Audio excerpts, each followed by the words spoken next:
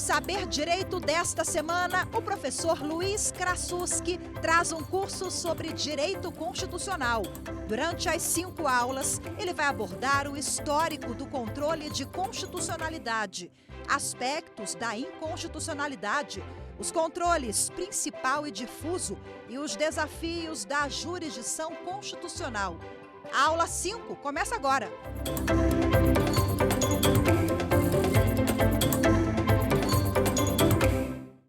Olá, essa é a 5ª aula que estamos juntos aqui no Saber Direito, tratando sobre jurisdição constitucional e controle de constitucionalidade. Nesta última aula, vamos tratar de algumas pontas soltas, alguns desafios que deixamos para poder discutir sobre a estruturação do nosso sistema de controle de constitucionalidade e jurisdição constitucional. Basicamente, falaremos também da interação entre controle difuso e principal, entre controle principal estadual e controle perante o Supremo Tribunal Federal, trazendo alguns pontos da jurisprudência da Corte, bem como modulação de efeitos, superação do artigo 5210, em que medida ele foi realmente superado ou não. Então, será um momento para fecharmos o nosso pacote aqui nesse voo panorâmico sobre como funciona a justiça constitucional aqui no Brasil. Eu sou o professor Luiz Henrique Krasuski, sou doutor, mestre e graduado em Direito Processual pela Faculdade de Direito da UFPR, sou também advogado e professor de Processo Civil e Constitucional. Então, vamos lá. Dando início a essa nossa jornada, a gente pode relembrar do que falamos na nossa primeira aula, sobre a importância da jurisdição constitucional, como ela surgiu.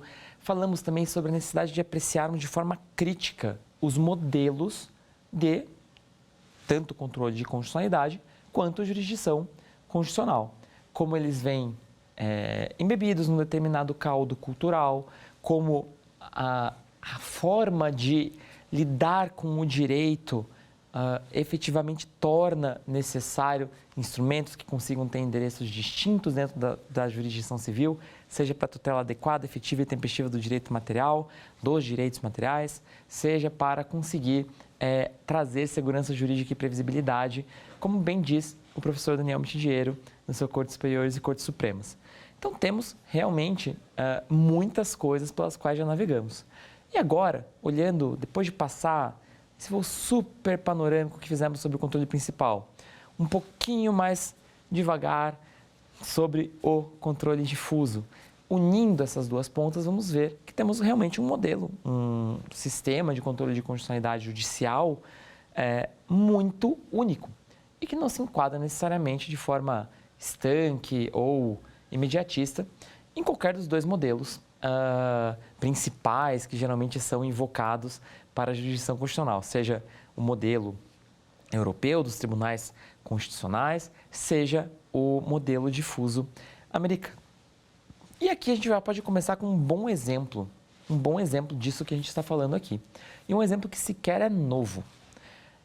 Quando falamos sobre o controle principal de constitucionalidade nos estados, há uma pequena regulamentação na nossa Constituição, a possibilidade de ele ser estabelecido pelas constituições estaduais e com uma grande plasticidade.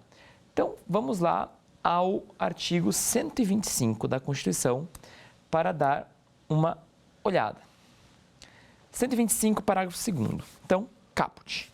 Os estados organizarão sua justiça observados os princípios estabelecidos nesta Constituição. Parágrafo 2º. Cabe aos estados a instituição de representação de inconstitucionalidade de leis ou atos normativos estaduais ou municipais em face da Constituição estadual, vedada a atribuição da legitimação para agir a um único órgão. Como falamos ao longo das nossas exposições aqui, se pegarmos até o modelo que tínhamos na nossa história constitucional, até de representações de inconstitucionalidade, tínhamos um modelo com uma representação única. E uma das grandes inovações da Constituição de 88 foi ampliar a legitimidade para o controle principal de constitucionalidade. E aqui a gente tem aquele testemunho de que essa foi uma diretriz do texto constitucional, justamente para falar estados, vocês podem ter suas ADIs e devem ter suas ADIs estaduais, mas não podem limitar o rol de legitimados a apenas um ator. E vejam só, fora disso, o dispositivo nos diz pouco, parece nos dizer pouco, mas vamos ter muitos pontos de interseção com o próprio controle principal de constitucionalidade perante o Supremo.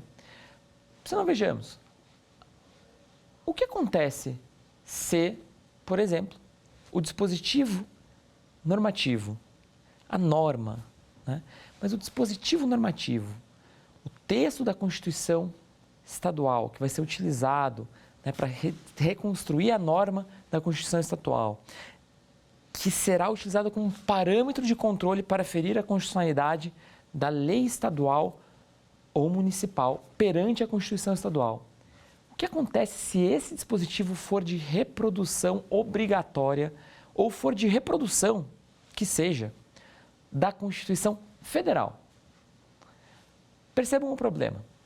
Se tivermos uma situação como essa, pode acontecer a hipótese em que o Tribunal de Justiça funcionando como um tribunal constitucional vai ter a última palavra, na verdade, não apenas sobre a Constituição do Estado, que é utilizada como parâmetro de controle, mas sobre o sentido, alcance e extensão da própria Constituição Federal, que foi replicada na Constituição Estadual.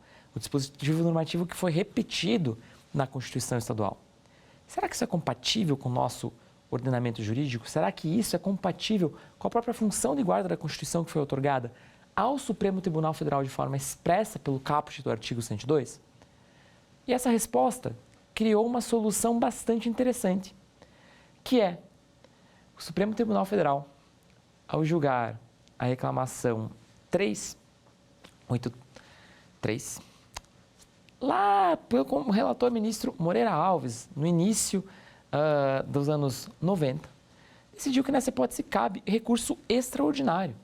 Ou seja, tendo havido uma decisão de inconstitucionalidade em uma ação principal, direta de inconstitucionalidade estatual perante um Tribunal de Justiça, em que o parâmetro de controle foi norma de reprodução da Constituição Federal na Constituição Estadual, será cabível um recurso extraordinário, ou seja, um instrumento que é tradicionalmente proveniente do controle difuso.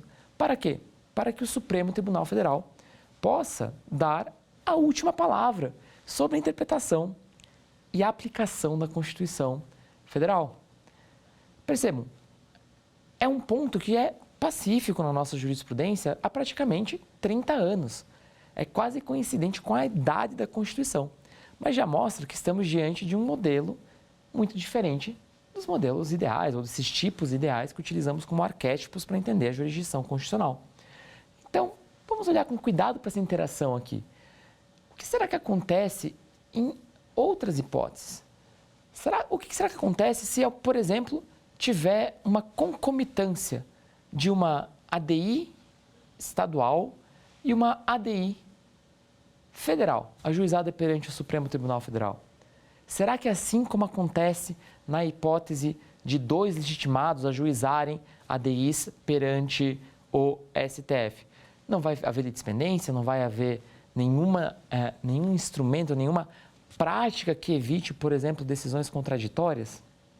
Ou então que esvazie, eventualmente possa acabar esvaziando a própria jurisdição do Supremo Tribunal Federal em dar à Constituição Federal efetivamente a última palavra, ainda que aqui não precisamos teorizar sobre se essa última palavra ela é provisória, se ela se encerra, mas como guardião da Constituição. Será que a gente não teria aqui uma hipótese de possível esvaziamento da Corte? É disso que a gente vai tratar aqui agora. O Supremo Tribunal Federal se deparou com essa questão e se depara com essa questão reiteradas vezes. E há uma solução que é muito, muito, muito interessante para várias hipóteses que são possivelmente destrincháveis aqui pela gente. Então, vamos lá. A primeira grande questão aqui. Se houver uma ADI estadual ajuizada com parâmetro de controle, tendo como parâmetro de controle um dispositivo de reprodução de Constituição, da Constituição Federal, que está presente na Constituição Estadual, e concomitantemente ajuizada uma ADI federal, que também tem esse mesmo parâmetro de controle contra aquele dispositivo, a solução adotada pelo Supremo Tribunal Federal tem sido de entender que deve ser suspensa a tramitação da ADI estadual. Ou seja, deve-se aguardar o julgamento da ADI perante o Supremo Tribunal Federal. É uma forma de garantir e assegurar efetivamente que o Supremo possa de forma clara, direta, e também aqui já até discutindo um pouquinho até o debate que a gente vai trazer sobre eficácia vinculante e efeitos erga omnes, que possa mostrar qual é, por exemplo, a adequada interpretação de um determinado dispositivo constitucional federal, que deve ser observado, inclusive, pelos demais entes da federação, não apenas pela União, mas por todos os estados do Distrito Federal, no exercício de suas próprias competências. Então, essa é uma solução que foi efetivamente acolhida pela Corte como regra.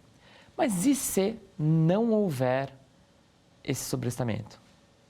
O que acontece se as duas ações continuarem a tramitar e eventualmente for julgada antes a ADI estadual? O que acontece aqui? Aqui nós temos uma solução bastante interessante. Se a lei é declarada inconstitucional pela Corte Local, qual que é a regra que teríamos aqui? A regra seria simplesmente haver a perda de objeto, né, da ADI federal, até porque a eficácia erga omnes significa que aquele dispositivo normativo não está mais vigente, ele não está mais dentro, ele foi anulado, ele não está mais, não faz mais parte do ordenamento jurídico brasileiro. Então haveria perda de objeto da ADI federal.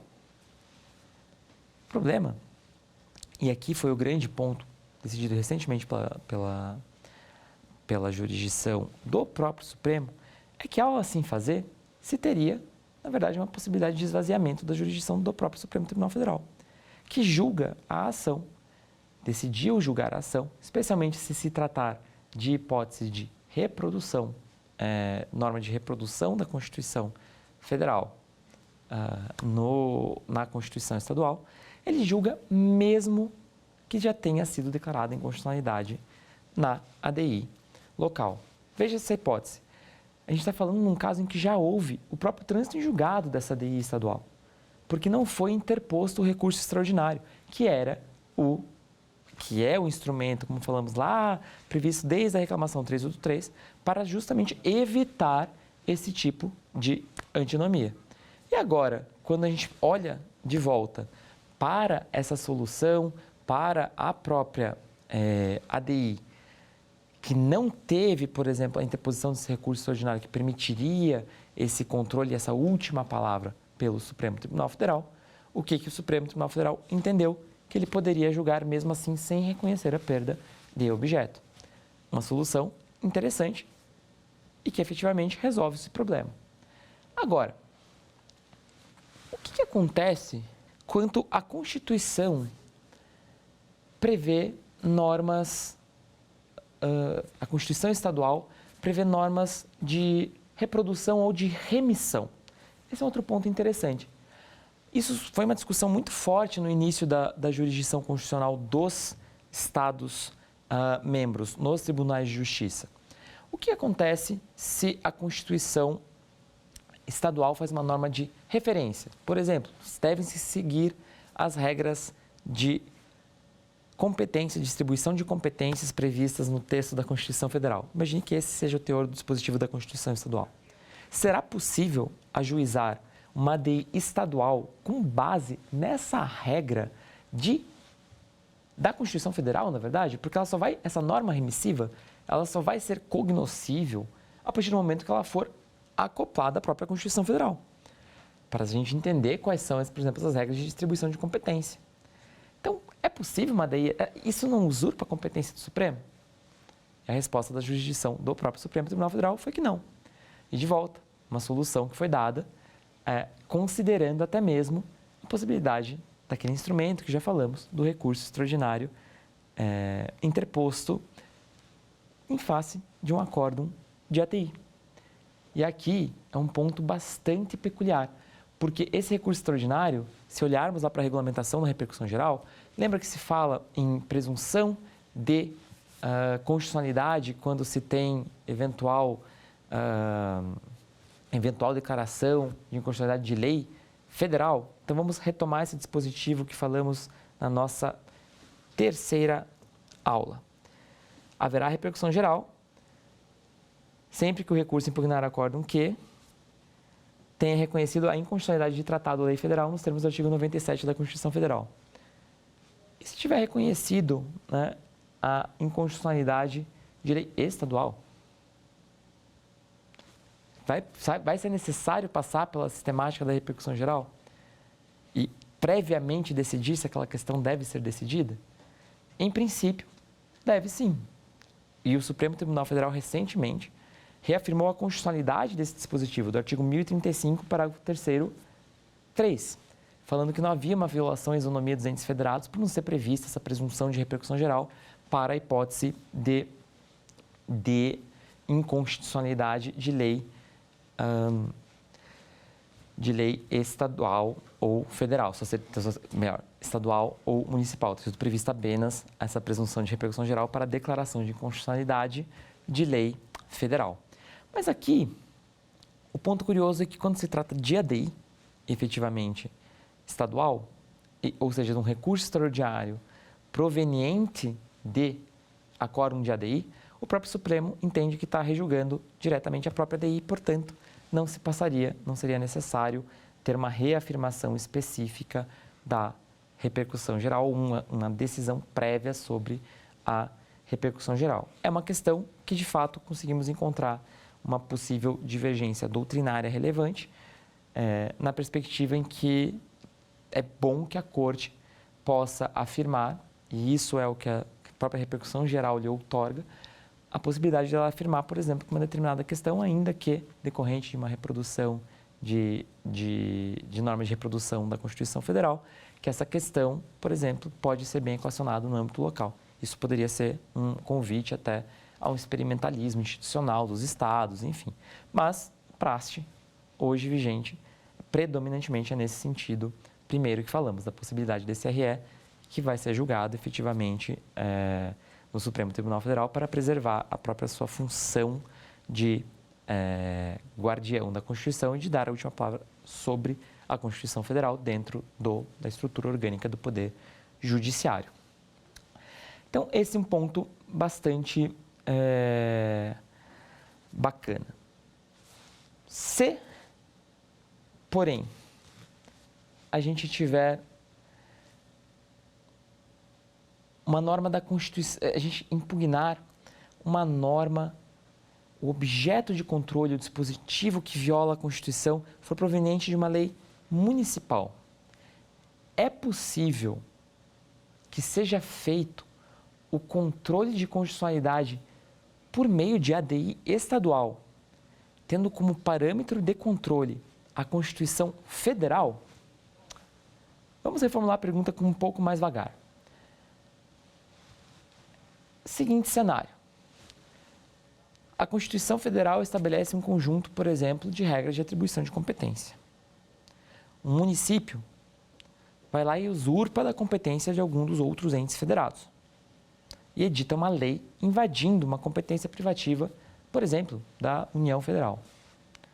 É possível o ajuizamento de uma ADI estadual, tendo como parâmetro de controle a própria Constituição Federal, perante um Tribunal de Justiça estadual?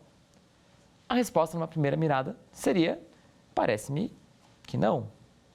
Mas a questão é um pouquinho mais sofisticada e que pode, e é realmente uma decisão, foi um acertamento do sistema feito pelo próprio Supremo Tribunal Federal. Por quê? Se se tratar de norma de reprodução obrigatória na Constituição dos Estados, isso significa que, ainda que ela não esteja expressamente referida na Constituição dos Estados, essa norma federal da Constituição Federal integra também a Constituição dos Estados, de modo que seria possível, sim, o controle de constitucionalidade principal perante o Tribunal de Justiça de lei municipal, desde que se trate de norma de reprodução obrigatória da Constituição Federal. E o Supremo Tribunal Federal fixou esse entendimento. Fixou esse entendimento justamente porque, lembrem, o cabimento de ADI ele é mais restrito. A ADI perante o Supremo Tribunal Federal cabe em qual hipótese? Na hipótese em que se tenha como objeto da impugnação lei ou ato normativo federal ou estadual. E claro, lei ou ato normativo federal ou estadual ou distrital no exercício das competências estaduais. Agora, e se se tratar de lei municipal? Teríamos apenas a nossa válvula de escape no controle principal, que possui uma grande plasticidade, que é a DPF. Então, a própria DPF, prevista no parágrafo 1º do artigo 102, e, pela própria exposição, decisão do Poder Constituinte originário, que outorgou à lei a possibilidade de definir suas hipóteses de cabimento, permite que se tenha uma discussão sobre controvérsia relevante de direito municipal também, desde que haja uma violação a preceito fundamental. Agora, não caberia, em princípio, nem a ADI estadual, nem a ADI federal. E, considerando a própria subsidiariedade e a maior limitação que temos quanto ao cabimento subsidiário da ADPF, talvez um controle um pouco mais difícil desse tipo de inconstitucionalidade. Vamos trazer um dado relevante. Em nossa federação, temos 27 entes federados, estados e Distrito Federal. Mas nós temos 5.600 municípios aproximadamente que também são entes federados. Imaginem só a situação e como poderia haver uma dispersão do sentido de normas constitucionais atributivas de competência, para ficar aqui só num exemplo da inconstitucionalidade formal. Então, é realmente um cenário bastante complexo e que foi devidamente equacionado pelo Supremo Tribunal Federal, reconhecendo em um precedente firmado sobre a sistemática da repercussão geral, esse cabimento específico da ADI estadual contra a lei municipal, quando se tratar de norma de reprodução obrigatória da Constituição Federal. Aqui aqueles exemplos que nós já demos. Norma de reprodução obrigatória como as normas que dizem respeito a direitos fundamentais, normas que dizem respeito à atribuição de competências, distribuição de competências dentro da nossa federação. Então, essa é uma solução importante para ter em mente. Se olharmos apenas para a literalidade do artigo 125, parágrafo 2º, nós tenderíamos a dar uma primeira resposta mais imediata, no sentido do não cabimento dessa hipótese de ADI. Se, porém, vemos essa construção sofisticada feita pelo Supremo Tribunal Federal e entendemos sua razão de ser, percebemos que é sim cabível a ADI estadual nessa hipótese. De volta, muito difícil enquadrar um modelo como o tipo ideal do modelo americano ou o tipo ideal do modelo europeu de controle de constitucionalidade, do modelo austríaco, nessa realidade tão rica que temos no nosso sistema de controle de constitucionalidade. E aí, podemos trazer algumas outras discussões específicas para cá, que vão dizer respeito a pontos bem importantes. Falamos que entre a inconstitucionalidade e a constitucionalidade há um mundo, no sentido de que há uma grande plasticidade de técnicas que podem ser utilizadas e que vão muito para além até mesmo do dogma da nulidade da norma inconstitucional. Nós já adiantamos aqui, falamos pontualmente sobre modulação de efeitos, suas razões de ser, suas consequências, mas não verticalizamos esse tema. Vamos fazer isso agora nesta nossa aula sobre os desafios da jurisdição constitucional. Então, um ponto bastante importante é a gente perceber uma dissociação entre duas coisas que a gente já adiantou e já pincelou rapidamente aqui nesse nosso curso.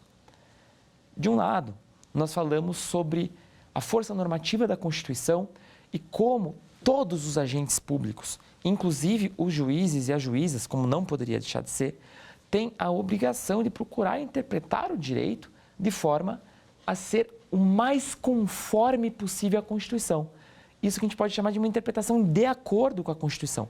O direito infraconstitucional tem que ser interpretado dentro daquela grande, daquele leque de sentidos possíveis que podem ser retirados de um determinado dispositivo normativo, e reconstruir a norma que dele emerge, deve ser interpretado de uma forma a dar a maior força e maior efetividade aos comandos constitucionais.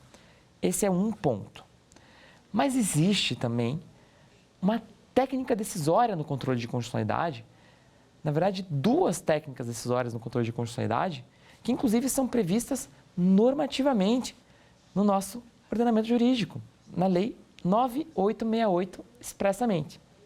Vamos ver esses dispositivos. Na Lei 9868, temos no artigo 27, que já lemos aqui em nosso curso, no artigo 28, parágrafo único, temos o seguinte texto: a declaração de constitucionalidade ou de inconstitucionalidade, inclusive a interpretação conforme a Constituição e a declaração parcial de nulidade sem redução do texto, tem eficácia contra todos e efeito vinculante em relação aos órgãos do Poder Judiciário e administração pública federal, estadual e municipal. O que isso quer dizer? Isso quer dizer, basicamente, duas coisas. A interpretação conforme, quando falamos dela, que não tem esse mesmo sentido geral de interpretação de acordo com a Constituição. Ela é uma técnica decisória do controle de constitucionalidade. E eu explico. Falamos que os dispositivos normativos permitem 3, 4, 5, 2, 20 sentidos diferentes, muitas vezes. Diante dessa plasticidade de sentidos, é possível que haja muitos inconstitucionais. Ou seja, muitas normas que podem ser extraídas do texto impugnado, do dispositivo legal impugnado, seja ele federal, seja ele estadual, podem redundar em inconstitucionalidade. E o que é a interpretação conforme? A interpretação conforme aqui, de que fala o artigo 28, parágrafo único, nada mais é do que o Supremo fixar o entendimento que deve ser vinculativo nesse processo de interpretação. Ou seja, se havia 20 sentidos diferentes, o Supremo Tribunal Federal irá dizer, é o sentido 1. E a partir desse momento, reduziu-se a equivocidade. Mas a Corte pode fazer isso e tem essa decisão, eficácia vinculante e efeitos também contra todos. Ao invés de declarar a inconstitucionalidade de uma norma que pode ser extraída do dispositivo, se afirma qual é o sentido constitucional daquele dispositivo normativo e qual é a norma que deve dele ser extraída. Se a gente olhar para a declaração parcial de nulidade sem redução do texto, ela também parte mais ou menos desse mesmo pressuposto, dessa mesma ideia. Só que ela tem um sentido diferente, ela faz aquele ajuste fino entre a realidade e aquilo que se previu como fattispecie, como falam os italianos, ou então como a hipótese de incidência daquele determinado texto normativo. O que é isso? Se pensou, por exemplo, que a norma extraível de um determinado texto, quando provocada por um determinado contexto, revela uma inconstitucionalidade. Vou dar um exemplo para vocês aqui que a gente já usou em nosso curso. Por exemplo, quando se tem a placa, são proibidos veículos no parque. É um exemplo do Herbert Hart. Está proibida por essa norma a utilização de um triciclo por uma criança no parque? Ou o trânsito de uma ambulância no parque diante de uma situação de emergência? Seriam situações que, obviamente, até exemplos que para nós aparecem de forma muito nítida, como um exagero, violariam inclusive a própria adequação entre meio e fim previsto nessa norma. Pensando num juízo até mesmo, nem de proporcionalidade ainda, mas olhando apenas na primeira nos primeiros subprincípios da proporcionalidade, vemos que não há uma adequação ao fim que se quer atingir. Qual o fim? O fim de trazer, por exemplo, uma maior segurança ou a preservação do parque. Será que esse fim é atingido? Poderíamos falar. Não é atingido se for o fim de segurança. Se o fim for de preservação, talvez seja atingido. A questão é, ele é necessário para atingir? Não necessariamente. Então, poderia, por exemplo, o Supremo Tribunal Federal falar: essa norma não é permitido andar de triciclo no parque, essa norma é inconstitucional. Mas o dispositivo continua plenamente vigente. E todas as demais normas que podem ser extraídas dele continuam vigentes. Então, se na interpretação conforme o Supremo Tribunal Federal fala, este é o sentido do texto, esse é o sentido normativo que emerge desse dispositivo legal à luz da Constituição. Quando falamos em interpretação, em declaração parcial de nulidade sem redução de texto, se faz o contrário, se fala, esse sentido específico é inconstitucional, esta norma específica é inconstitucional. Percebam, aqui temos uma diferença muito grande que vai impactar outros temas que nós falamos aqui, como, por exemplo, a reserva de plenário. Ora, parece-me bastante claro que se estivermos falando de declaração parcial de nulidade sem redução do texto, estamos declarando a inconstitucionalidade de específica norma jurídica extraível num determinado dispositivo normativo. E, diante disso, precisamos sim respeitar a cláusula de reserva de plenário. Agora, se estamos falando de interpretação conforme a Constituição, será que efetivamente essa fixação desse entendimento, por exemplo, por um Tribunal de Justiça, uma interpretação que quase se confunde aqui, na verdade, com uma interpretação de acordo? Porque, para o caso concreto, se está interpretando por exemplo, lei federal à luz da Constituição, de uma forma de dar um sentido constitucional. A afirmação de constitucionalidade, sem esse endereço geral, sem essa destinação para todos, né? sem ser feita pelo órgão a que a Constituição atribuiu o recurso extraordinário quando houver repercussão geral, ou seja, quando houver transcendência e relevância. Será que nessa hipótese é necessário o respeito à reserva de plenário? E aí temos um bom tema, uma boa discussão para travarmos aqui. A solução que me parece mais adequada é entendermos efetivamente que não há violação à cláusula de reserva de plenário, já que se está afirmando a constitucionalidade da norma.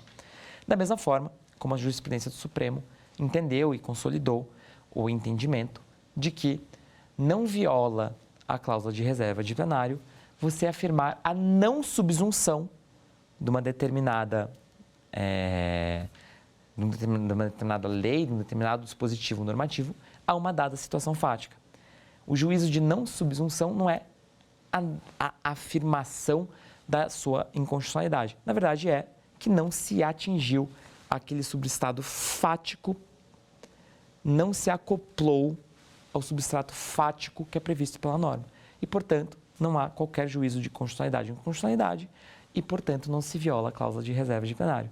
Então, vejam que interessante quando a gente olha para esses detalhes específicos das técnicas decisórias e desse mundo que existe entre inconstitucionalidade e constitucionalidade. Então, o próprio dogma da nulidade da lei inconstitucional, ele passa a ser mais sofisticado e refinado quando a gente olha para o fenômeno jurídico como um todo e para essa distinção que hoje em dia é considerada o estado da arte até mesmo na interpretação em geral, e na interpretação constitucional não deixa de ser também bastante consensual, essa distinção entre texto normativo, o dispositivo legal e a norma jurídica que dele se extrai. E perfeito, temos essa discussão sobre reserva de plenário, mas há uma forma de burla muito específica à reserva de plenário que foi praticada por muito tempo, às vezes como uma forma de escamotear a própria necessidade de se declarar ou se reconhecer a inconstitucionalidade perante um órgão especial ou pelo próprio plenário dos tribunais, que era simplesmente ignorar a existência do dispositivo que se entendia não adequado ou não condizente para uma determinada situação. Então, o que se fazia era simplesmente a não aplicação do dispositivo que seria aplicável. Percebam, diferente da hipótese que a gente está falando da não subsunção, ou seja, que o dispositivo não seria aplicável e, portanto, não viola a cláusula de reserva de plenário, a gente está falando de uma hipótese em que ele seria aplicável, mas simplesmente se ignora e deixa de se o aplicar. O que acontece nessa hipótese? O Supremo Tribunal Federal editou uma súmula vinculante, a súmula vinculante 10, para dizer que viola a cláusula de reserva de plenário a não aplicação desse dispositivo, que incidiria na hipótese, caso não fosse feita, enfim, sequer a menção a esse dispositivo. Isso também constituiria violação à reserva de plenário e, portanto, violação ao artigo 97 da Constituição. Há toda uma jurisprudência construída pelo tribunal, considerando que, em razão da súmula vinculante, permitiu o ajuizamento de reclamação constitucional perante a Corte, densificando essas ideias. Então, temos várias reclamações constitucionais perante o Supremo Tribunal Federal que vão desenhar esse componente extremamente interessante do que constitui esse controle difuso pelos tribunais locais e como ele se exerce. Então, olhando um pouquinho aqui para outra questão que traz uma quebra de dogmas, né? E a quebra de dogmas que talvez seja mais evidente é a própria modulação de efeitos. Por que a modulação de efeitos? Modulação de efeitos, ela quebra com a ideia de que há apenas a solução inconstitucional e constitucional, esse binômio possível, e que às vezes podemos ter situações em que a afirmação desse binômio constitucional e inconstitucional pode gerar uma situação mais gravosa para a proteção de um determinado direito fundamental ou uma situação mais grave e mais preocupante na implementação desse direito fundamental do que a sua manutenção, por exemplo, temporária dentro do sistema, onde está prevista a possibilidade de modulação de efeitos. Agora sim, no artigo 27, né, da Lei 9868, que foi reconhecido como constitucional pelo Supremo Tribunal Federal. Vale destacar que tanto a Lei 9868, que trata da DI, da DC, da direta de inconstitucionalidade por omissão, quanto a Lei 9882, que trata da ADPF, foram impugnadas perante o Supremo Tribunal Federal, diversos seus dispositivos, inclusive esse dispositivo específico, e foram reputados constitucionais. Artigo 27. Ao declarar a inconstitucionalidade da lei ou ato normativo e tendo em vista razões de segurança jurídica ou de excepcional interesse social, segurança jurídica excepcional interesse social, poderá o STF, por maioria de 2/3 de seus membros, restringir os efeitos daquela declaração ou decidir que ela só tenha eficácia a partir do seu trânsito em julgado ou de outro momento que venha a ser fixado. Então, aqui temos efetivamente uma técnica que permite que, à luz da própria ponderação de interesses que existe, né, da ponderação de direitos, da consequência de um eventual reconhecimento de inconstitucionalidade, se module os seus efeitos no tempo, de modo a permitir, portanto, uma maior implementação da Constituição. Por mais paradoxal que pareça num primeiro momento, isso significa que se está reconhecendo melhor manter válidos os efeitos de uma lei inconstitucional por um período específico de tempo do que gerar as consequências nefastas para a segurança jurídica ou percepcional, interesse social, do que a aplicação do efeito geral ex tunc, né, desde a edição da norma pelo próprio reconhecimento da inconstitucionalidade. Perceba-se que aqui algumas outras discussões paralelas surgiram, especialmente quando olhamos para um ponto específico. Qual o ponto específico? A mudança pela qual passou o próprio controle difuso exercido pelo Supremo Tribunal Federal por meio do recurso extraordinário. Porque, veja, o Supremo Tribunal Federal tem diversas outras competências originárias, além da DI, da DC, da DPF, do mandado de injunção, diversas competências originárias e diversas competências recursais ordinárias. Se nós pensarmos no assento normativo do próprio artigo 97, sendo o Supremo Tribunal Federal um tribunal, né, ele pode realizar o controle de constitucionalidade como todo e qualquer tribunal. Até uma controvérsia interessante aqui, se ele poderia, por exemplo, em suas turmas, julgar diretamente uma questão de constitucionalidade, ou seja, sem passar pela regra da maioria, porque as turmas do Supremo são compostas por 5 ministros e ministras e o plenário por 11, de modo que para você poder ter um julgamento de maioria, né, que seja uma maioria absoluta do tribunal, você precisa estar no plenário do tribunal com os 11 ministros para ter seus 6 julgadores. Pode o Supremo julgar nas turmas? O próprio Supremo Tribunal Federal, em 2010, em um acórdão relatado pela ministra aposentada Ellen Grace, decidiu que, por ser o tribunal a que se confiou a guarda da Constituição, enfim, seria possível esse exercício nas suas turmas e que a reserva de plenário não se lhe aplicaria. Hoje, esse entendimento é um entendimento que foi reafirmado algumas vezes, mas não é efetivamente um entendimento escrito em pedra, no sentido de que é pacífico que não se aplica ao próprio tribunal. É possível percebermos que o próprio 97 também se aplica ao Supremo Tribunal Federal e o Supremo tem adotado a prática, por exemplo, de julgar em seu plenário recursos extraordinários com repercussão geral reconhecida, enfim, até mesmo diante da própria eficácia, dessas decisões e dando um passo mais para além, não só a eficácia das decisões que são proferidas no recurso extraordinário com repercussão geral, mas aqui um pontinho extra, o fato de que para você negar a repercussão geral, você também precisa de 2/3 dos ministros do Supremo, de modo que é necessário que se tenha uma composição plenária. Não existe 2/3 dos ministros em turma, né?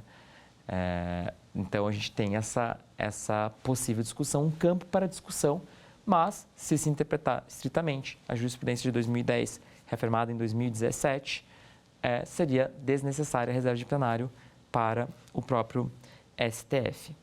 Mas o ponto aqui é olharmos para o conjunto de fios diferentes que não se encaixam em modelos necessariamente teóricos e que, olhando para a própria competência do tribunal, conseguimos identificar. Então, vamos olhar ali para o próprio Supremo Tribunal Federal, para suas outras competências, para o artigo 97, ver o Supremo Tribunal Federal pode reconhecer a inconstitucionalidade de lei, inclusive de ofício, no exercício de todas as suas competências, como todo e qualquer tribunal, à luz do artigo 97 da Constituição. Então, como que se faz essa adaptação, essa plasticidade? E aqui vem o pulo do gato do último tema que nós vamos tratar nesta aula. Falei do artigo 5210, que estabelecia, né, que a decisão de inconstitucionalidade do Supremo Tribunal Federal pode ser suspensa, a lei declarada inconstitucional pelo Supremo Tribunal Federal teria sua eficácia suspensa por resolução do Senado Federal. Discussão doutrinária sobre a obrigatoriedade ou não do Senado Federal suspender a execução da lei, se poderia balizar a decisão do Supremo. Praticamente, a doutrina acabou se definindo no sentido de que, já ainda na vigência da Constituição de 67, 69, na vigência da Constituição de 88, que não era possível, por exemplo, uma distorção do conteúdo decisório do Supremo a partir de um recorte feito pelo Senado Federal, e que o Senado Federal pode ou não exercer essa faculdade de outorgar esses efeitos erga omnes. Mas para que hipótese cabe essa suspensão? Veja, o Supremo afastou, historicamente, seja na Constituição de 67 e 69, seja já na vigência da nossa Constituição Cidadã de 1988, afastou a ideia, a noção de que seria necessária essa intervenção do Senado Federal no controle principal de constitucionalidade. A própria Constituição assim o fez, na verdade. Se olharmos lá para o artigo 102, parágrafo 2º, o que vamos ver é a decisão de constitucionalidade e inconstitucionalidade do Supremo Tribunal Federal possui eficácia contra todos e efeito vinculante. Eficácia contra todos, direta, imediata, um efeito natural da decisão do Supremo Tribunal Federal à luz da normatividade constitucional positiva. Então, o Supremo teve 3 momentos de discussão sobre qual seria o real sentido e o real alcance desse dispositivo do 5210. E quais foram eles? Ao julgar a reclamação 4335 do Acre, que tratava de uma decisão proferida em HC pela Corte, no desrespeito a uma decisão proferida em HC pela Corte, que declarou a inconstitucionalidade da vedação à progressão de regime diante das hipóteses de crimes hediondos. Foi descumprida essa decisão por um ator do sistema de justiça local. E o que foi feito? Se fez, efetivamente, uma tentativa de superação para dizer que o controle difuso não mais precisaria da declaração de inconstitucionalidade. Da suspensão do Senado Federal. Essa decisão essa foi a proposta de julgamento feita pelo relator à ocasião, que acabou não prevalecendo, que teria havido uma mutação constitucional total do artigo 5210 e qualquer decisão do plenário do Supremo Tribunal Federal em controle de constitucionalidade seria efetivamente desnecessária essa manifestação do Senado Federal. Cortamos um pouquinho mais para frente, num caso muito interessante envolvendo controle principal de constitucionalidade, o Supremo Tribunal Federal, de forma incidental, reconheceu a inconstitucionalidade de uma lei federal que era passo necessário para que ele pudesse julgar a constitucionalidade ou não de uma lei estadual. No caso do amianto, foi feito esse julgamento difuso dentro do controle principal. Poderia-se pensar, olha, aqui mais uma vez temos uma superação do 5210.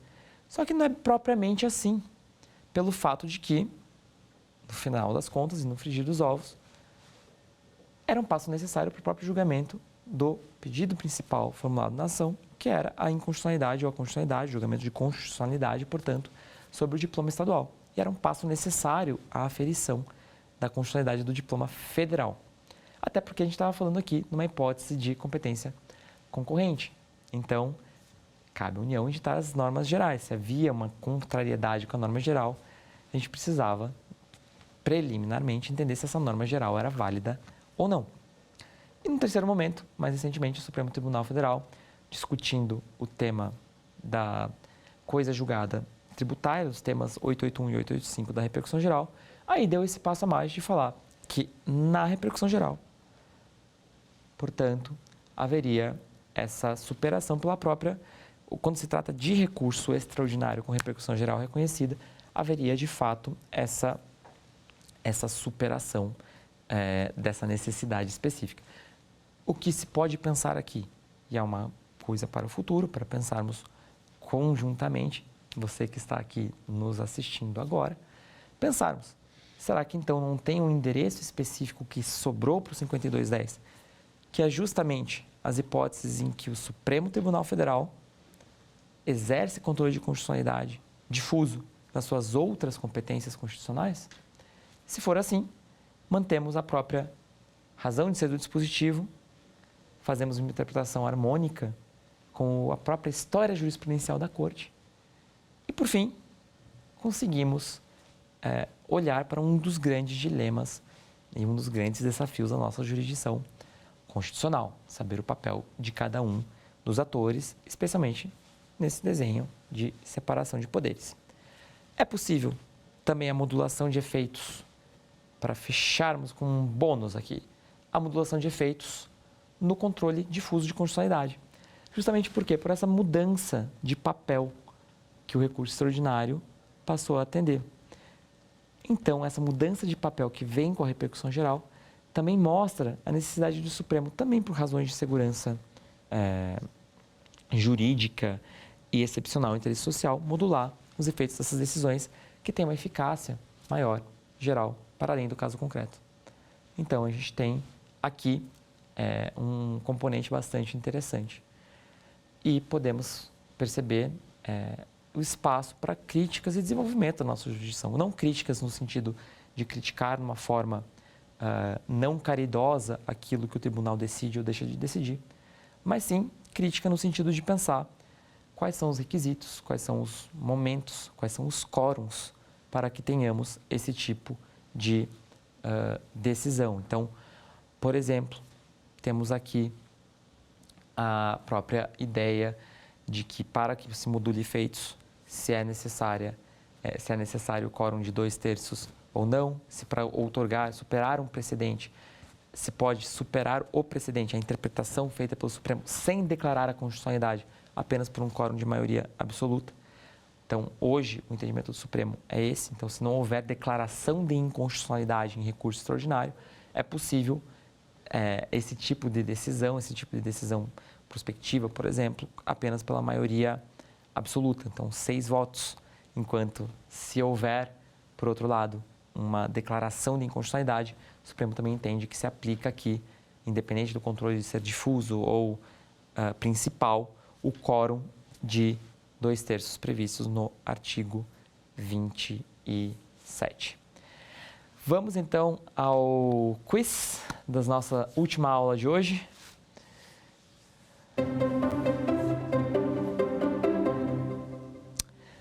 Certo legitimado a deflagração do controle concentrado de constitucionalidade, lembrando, controle concentrado, mas que de rigor é o controle principal, já que no nosso sistema o controle de constitucionalidade é difuso. Então, vamos sempre lembrar dessas taxonomias dos cuidados que temos com ela. A expressão é consagrada, então, controle concentrado como sinônimo de controle principal. Retomando, certo legitimado a deflagração do controle concentrado de constitucionalidade perante o Tribunal de Justiça, argumentou que determinada lei municipal afrontava diretamente uma norma da Constituição da República de 1988. À luz da sistemática vigente hoje, a norma constitucional indicada como paradigma de confronto, A, não pode ser utilizada, salvo se reproduzida na Constituição Estadual. B, pode ser utilizada, desde que seja de reprodução obrigatória pelas Constituições estaduais.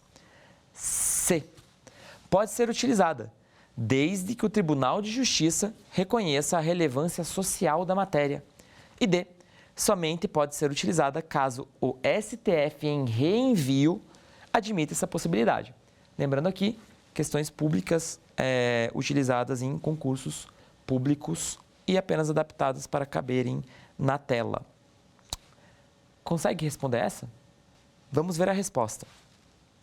B, pode ser utilizada, desde que seja de reprodução obrigatória pelas Constituições estaduais. Por que não é a assertiva A?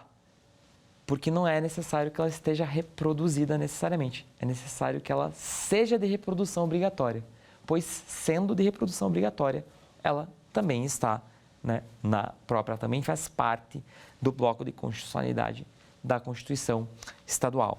C. A C criou aqui uma hipótese que não existe no nosso sistema, essa ideia de um reconhecimento de relevância que permitiria algum tipo de modificação. Brincou-se aqui com conceitos da própria Lei 9868, mas que não vigem no nosso sistema. E D, essa ideia de reenvio seria praticamente uma lógica quase de uma avocatória, de uma autorização do Supremo Tribunal Federal para que assim se procedesse. Quase como que se naquela sistemática que falamos do recurso extraordinário diante da ADI estadual. Não é o caso também, não é necessária essa autorização do Supremo Tribunal Federal. Como vimos, o próprio Supremo Tribunal Federal fixou o entendimento dessa possibilidade de controle estadual de norma municipal com base, com fundamento, em regra de reprodução obrigatória da Constituição Federal. Vamos para a próxima.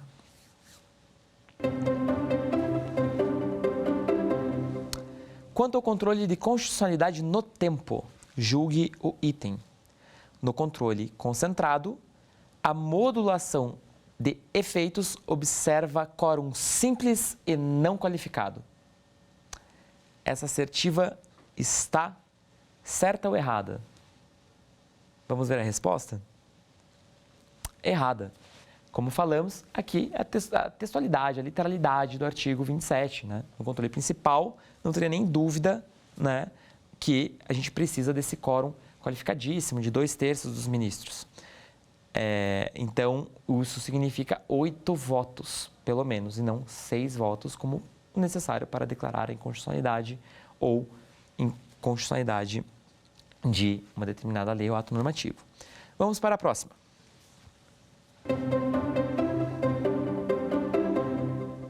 A respeito do controle de constitucionalidade exercido pelos tribunais de justiça dos estados, assinale a opção correta. A. Não se admite o controle abstrato de constitucionalidade das leis municipais pelo TJ, tendo como parâmetro a Constituição Federal, em nenhuma hipótese. B. Da decisão do TJ no controle de constitucionalidade, cabem apenas embargos de declaração. C. O TJ do Estado tem competência para julgar representação de inconstitucionalidade contra a lei municipal, tendo como parâmetro a Constituição Federal, desde que se trate de norma de reprodução obrigatória. E D. A legitimidade ativa para o exercício do controle de constitucionalidade concentrado no âmbito estadual foi delimitada e explicitada pela Constituição Federal. E aí, qual das assertivas está correta? Vamos ver? Assertiva C. Como acabamos de ver, é possível o julgamento da representação de inconstitucionalidade estadual contra a lei municipal, tendo como parâmetro de controle, como régua, Constituição Federal, desde que se trate de norma de reprodução obrigatória. E aqui já conseguimos ver por que a assertiva A está errada. Ela fala em nenhuma hipótese. E a hipótese excepcional, construída pela jurisprudência do STF, é justamente a hipótese da reprodução obrigatória. B. Por que está errada? Da decisão do TJ no controle de constitucionalidade cabe apenas embargo de declaração. Ela é falsa porque, sim, no controle principal de constitucionalidade, se a gente olhar 9868, só cabe embargo de declaração da decisão que julga uma ADI. Só que lembrem, do controle de constitucionalidade estadual, cabe, desde a reclamação 383, recurso extraordinário. E por que cabe o recurso extraordinário? Justamente para que o Supremo Tribunal Federal mantenha sua posição como o tribunal responsável pela guarda da Constituição Federal. Então, aqui é um caso típico de dispositivo subinclusivo. Faltou aqui prever uma hipótese. E D. A legitimidade ativa para o exercício do controle de constitucionalidade concentrado no âmbito estadual foi delimitada e explicitada pela Constituição Federal. Lembrem o que falamos no artigo 125, parágrafo 2º da Constituição Federal. Não foi delimitada, não foi explicitada, melhor dizendo. Apenas se disse que a legitimidade não pode ficar restrita a apenas um legitimado. Aqui, de volta, aquele testemunho pela superação do modelo anterior, de 88, pelo aprimoramento do modelo de 67 e 69, em que apenas se previa a legitimação do Procurador-Geral da República para o ajuizamento de ADI e de representações de inconstitucionalidade. Nesse contexto, gostaria de agradecer a todos e a todas que puderam assistir nossa jornada pela jurisdição constitucional e pelo controle de constitucionalidade, deixando de volta registrado aqui a grande alegria de poder debater esses temas que, como disse, são essenciais para a jurisdição constitucional. Então, novamente, sou o professor Luiz Krasuski e deixo aqui o meu contato no Instagram, @professor.krasuski, KRASSUSKI. Muito obrigado e esse foi o Saber Direito. Quer dar alguma sugestão de tema para os cursos do Saber Direito? Então mande um e-mail para a gente, saberdireito@stf.jus.br. Você também pode estudar pela internet. Acesse o nosso site radioetvjustiça.jus.br ou pode rever as aulas no canal do YouTube, @Rádio e TV Justiça.